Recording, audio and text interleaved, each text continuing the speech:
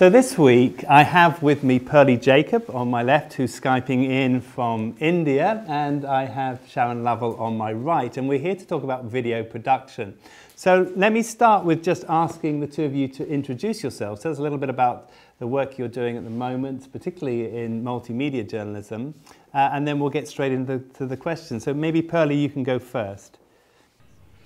Yep, so I had been living in Mongolia for 4 years. That's actually where I got into multimedia journalism. I started off as a writer working with a New York-based publication called EurasiaNet.org that covers Central Asia and the Caucasus regions. And with Eurasia, I was filing only stories. And I had gotten hold of a camera, a 5D Mark II, and that's when I started experimenting with video, watching a lot of video, and very soon I started kind of producing videos myself. I joined a multimedia journalism course at ACFG in Manila, and I started producing videos for NGOs, and I did a few videos for the Global Post and StoryHunter.tv.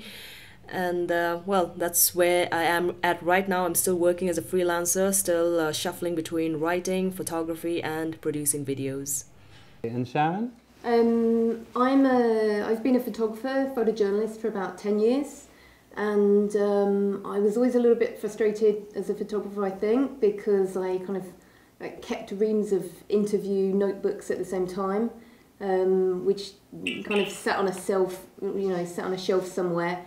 And about 5 or 6 years ago, actually under your tuition, I started to collect audio at the same time and kind of use sound slides to pair that together with photography and create sort of audio slideshows. And then from there, that was a very natural transition into video. And now I balance doing photojournalism with video journalism for magazines, online news organisations, and also a little bit of broadcast. Fantastic.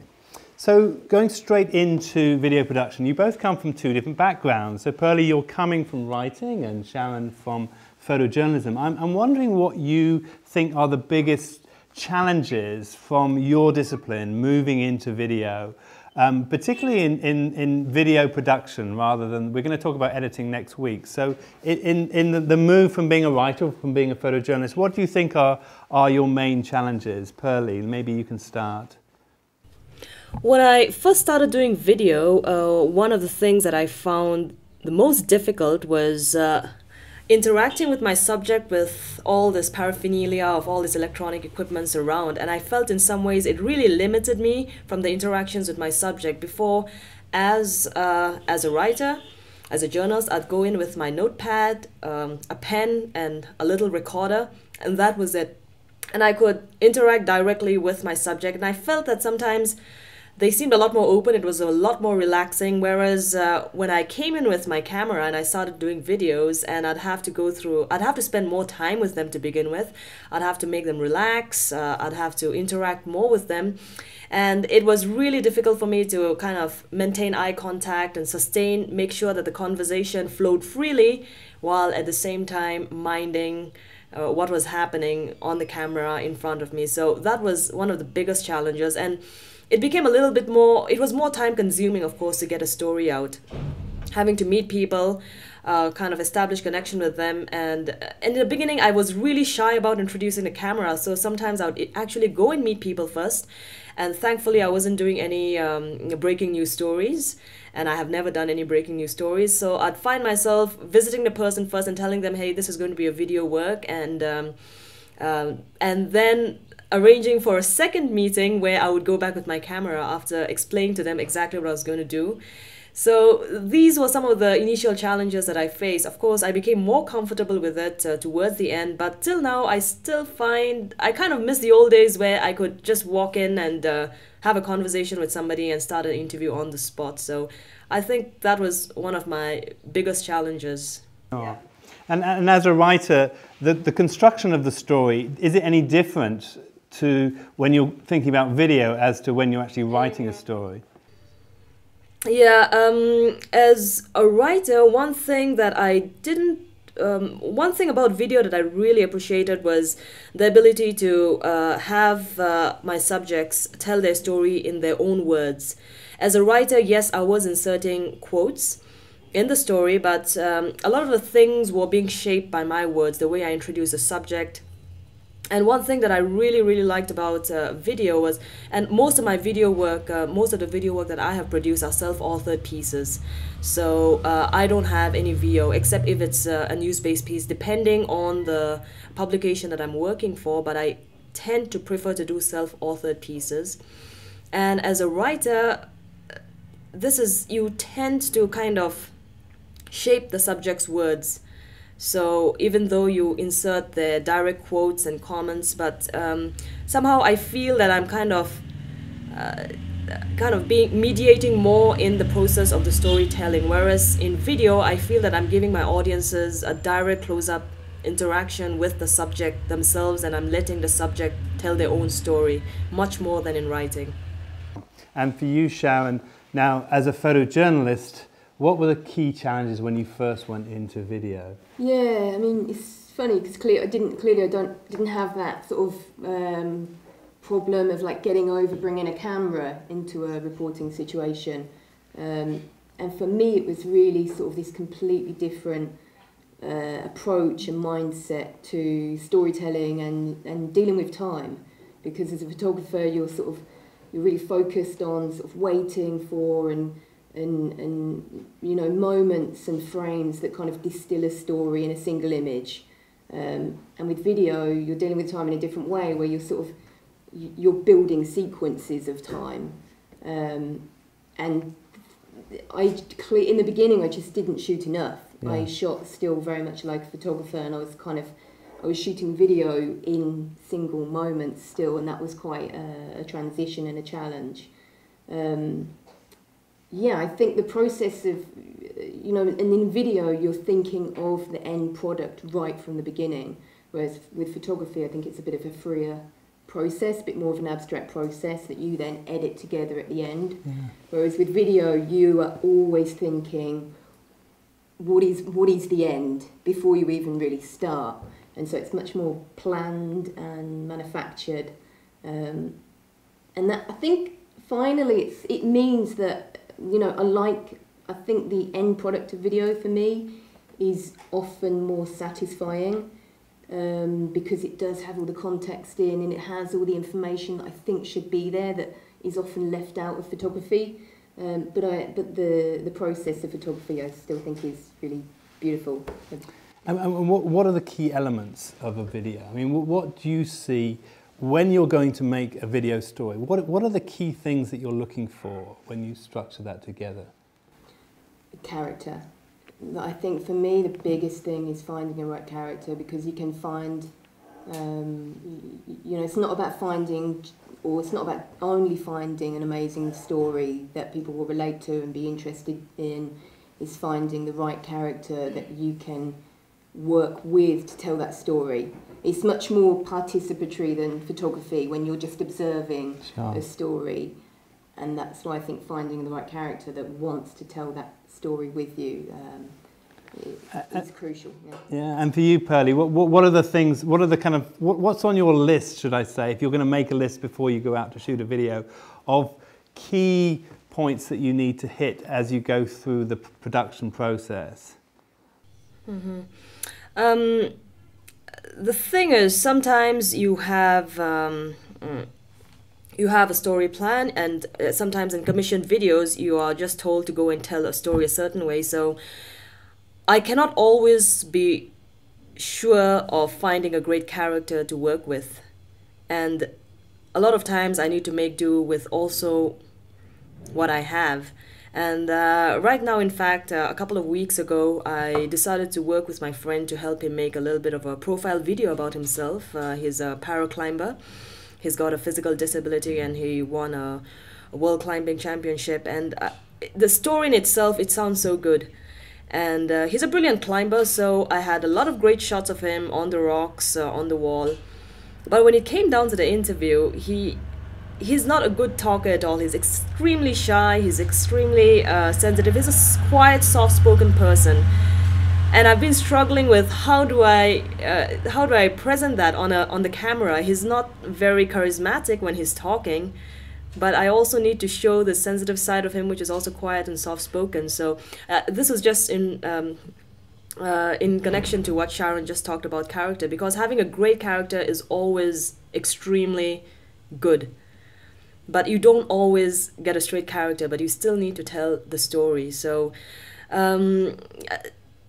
composition is something that I really think of. And another thing is, once I have 1 or 2 sessions with the person whom I'm supposed to film, something that I always think of first is, how do I make this person comfortable? And I find myself, for a lot of stories, especially profile-driven stories, needing to spend a lot of time with the subject, and I find myself trying to maybe kind of analyze or psychoanalyze the person, and trying to find different ways in which to interact with this person and bring out their character without on screen. And this is something that I always consider each time I go and shoot. What kind of person is it going to be? What kind of story is it going to be? Some of my best videos, and on Vimeo, this is a story that I shot for an NGO a while ago. This has, I think, been my most successful story. It's called A Kashmir Story on Vimeo. It's got lots of hits. It got a Vimeo staff pick. And a lot of people keep on writing into me asking to host this video. And I remember when I went out to shoot this video, I was working with rural nomads who had never been in front of a video camera. And I think one of the reasons why that video worked so well is the space and time that I gave for them to get used to me. Also, it also helped that Mongolia is a fantastic country, and so you have superb images, a beautiful setting.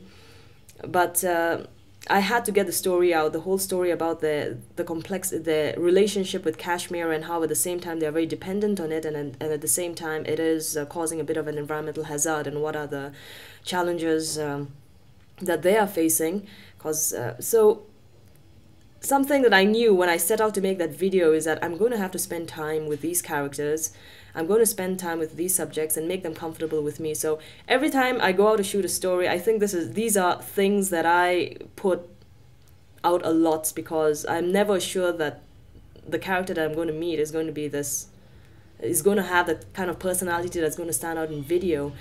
And so in that case, I'm going to have to spend a lot of time with them and make them comfortable with me. And I think for some reason this is something, the first thought that always strikes me each time I go out to do a video story, especially if it's a kind of a feature piece and I have time to tell the story the way I want it told. Sure.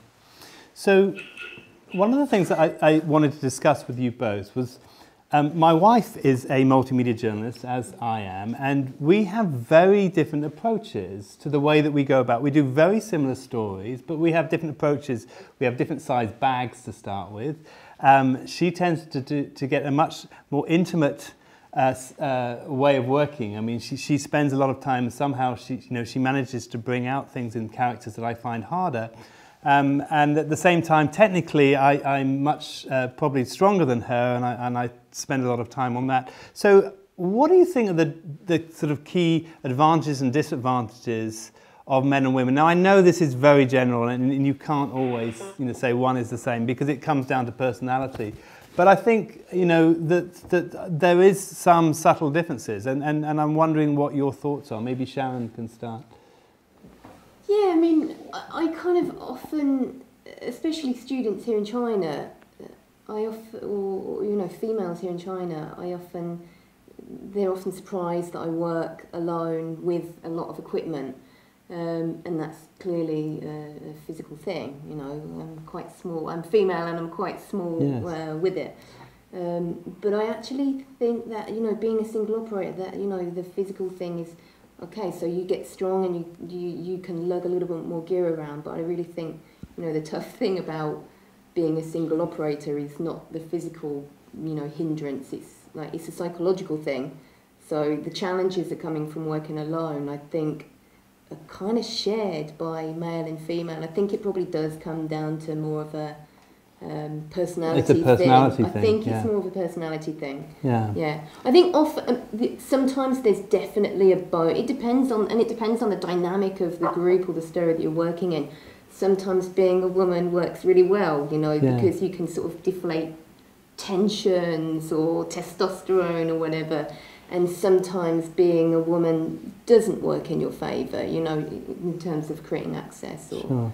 putting people at ease. And any thoughts from your experiences, Pearly? I quite agree with Sharron on that. It's really more boils down to more about your personality. It's a bit like what you said, the difference between the way your wife and you work. So what I said in my previous answer as well is that I do tend to spend a lot more time getting intimate with my subjects, and I tend to be, I guess, more sensitive in my approach. Sometimes it's not very efficient. I think what I can do is I can compare myself to another friend of mine, a filmmaker, and I know the way he works, Benj Binks. He had been working in Mongolia producing a documentary called Mongolia Bling. And something that I found just in the way that, as a man, and I must say that he's the only male video producer, director who I've seen kind of working. So very directive, very efficient, and he gets, sometimes maybe he gets the same effects that as I would have, but I think I'd spend a lot more time getting the same kind of the reaction. So as Sharron said, I think it goes down to a personality thing.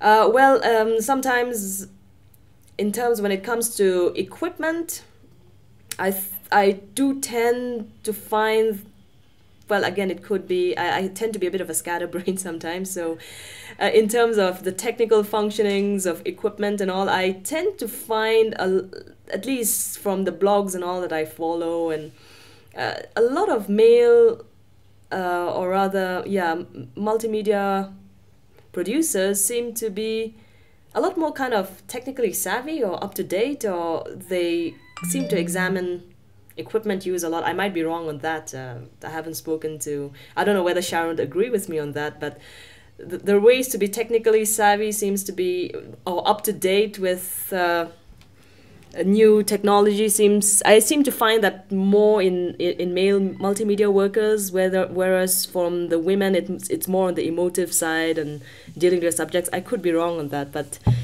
that's my view on that. And I think you're both right in that it is really personality driven, though some of that may come from gender or not, I don't know. So to finish off, I always like to ask for one single tip, and we're talking about video production today. So if you had one tip that you were to give to a young photojournalist who's moving into multimedia for the first time and starting to make their own videos, what would that tip be? I don't know if either of you want to go first. Maybe Sharron. Yeah, I thought about this one, and I think my advice or my tip would be not to paralyze yourself with thinking I've got to do the most amazing story in the world now, next. And just to see everything as a sort of work in progress, and to take every project seriously and to learn from it and to feed that into your next project, because then when you do chance upon an amazing story, you'll be prepared for it. Sure. I think it can be really paralysing thinking, I can't do these little projects, or it's not important enough, it's not good enough, it's not valuable enough. Just one at a time. One at a time. Yeah, very good point. And Pearly, do you have a tip? For young multimedia producers, well, I think you